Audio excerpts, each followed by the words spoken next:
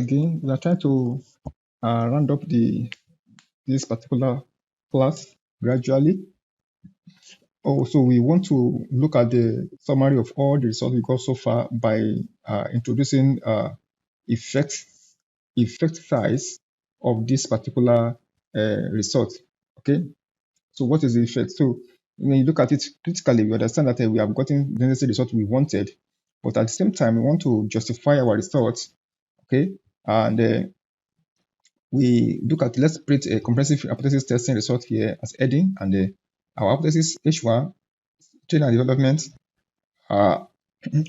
First of all, we have training and development here.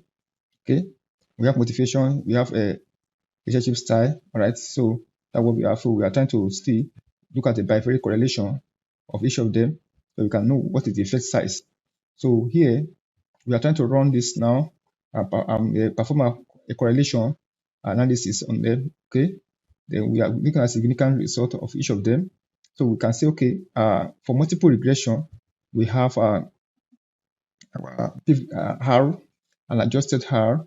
So and overall, we have this. So if our p value is less than 0.1, we have this, and S we have this. So I've done that before.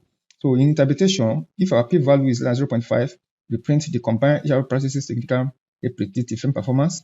Else, and also the model explain number of R of variance for each of them. So we want to do that for each of them now. This under for loop now. So we do that for the second one and the third one. So this is what we got now. Our comprehensive result. We have a bivariate correlation here. H1 training and development. We have R equal to 0.604. P is significant. Motivation R is on the 0.6, and leadership style 0.699. Okay, here our H4 multiple regression, we got our R square. Our R square is 0.53, which is what we got before, and our adjusted value is adjusted R is 0.52. The overall model P is significant. So in interpretation, we can see that the combined HR practices significantly predict performance.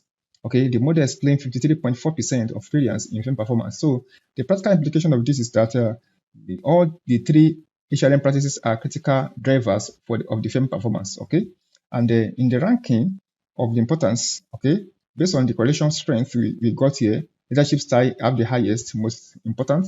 Motivation 0.616, second most important, and the general development 0.604, and the third most important. Combined impact, mean these three factors explain 53% of the firm performance, okay, of the variation. So in hypothesis testing conclusion, we can say that our H1 strongly supported. Trade and development significantly correlate with the firm performance. H2 strongly supported. Motivation significantly correlate with firm performance. H3 strongly supported. Leadership style significantly correlates with firm performance. H4 strongly supported. Combined HRM practices significantly predict the firm performance. We are having 53.4% of the variance explained. All right. Managerial recommendations now is that we are having evidence based on managerial recommendation now. Priority 1, invest in leadership development. So because we can see that from our listening, the company can have more results if they invest in the leadership development. Leadership has the strongest impact. All right. Training managers in transitional leadership, develop charismatic leadership behaviors. So that is the first recommendation now for the company. So you must provide some recommendation based on your result. Okay, don't just give results. So priority 2, enhance employee motivation.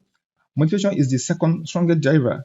Implement recognition programs, maybe awards, benefits, and so on. Improve working conditions and benefits. Provide clear career advancement path to motivate the workers or the managers rather. So that is the recommendation. Now the third, strengthen training and development. Even though it has the lowest impact, but it's important as well because it's significant. So training shows strong impact as well, and align training with strategic needs. Implement continuous development programs for the workers, for the staff. Link training to performance feedback. So overall, strategic insight, investing in all three areas creates synergistic effects combine they explain, when we combine together, they explain overall over 50% of performance variation. So in research significance, we can see that a large effect size R is greater than 0.60, okay? Then which high explanatory power R squared is greater than 0.50. So statistical significance is all p value is less than 0.01. So practical significance that a clear business implications and robust findings, consistent across multiple tests. All right. So in a comparative analysis, in conclusion, bottom line is that we can say that the research provides strong evidence that training and development, motivation, and leadership style are all significant predictors of firm performance, with leadership style being the most impactful. The combined effect is substantial, explaining 50% of firm performance. So don't mind this heading, which is not, this heading is not correct. All right. So what I is just a conclusive analysis, right? Not comparative analysis. So please pardon me for that.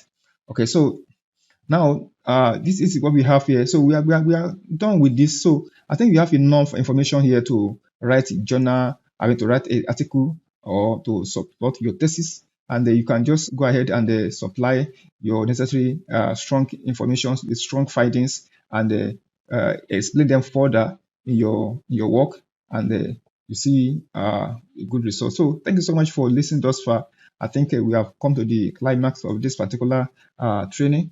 Research follow-up, guys. So I think we have you can ask questions, you can comment, you can like if you want, you can whatever that you know that you can support. So go ahead and do that, and I will be hoping to respond to you as soon as I can.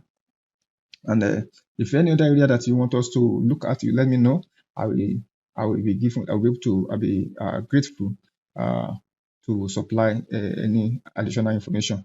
And in the next training, we'll be looking at this same course in how we can use hard programming to also implement the same course we have just covered now, this research course. So we'll look at it in R. If we have enough time, also we'll look at it in SPSS.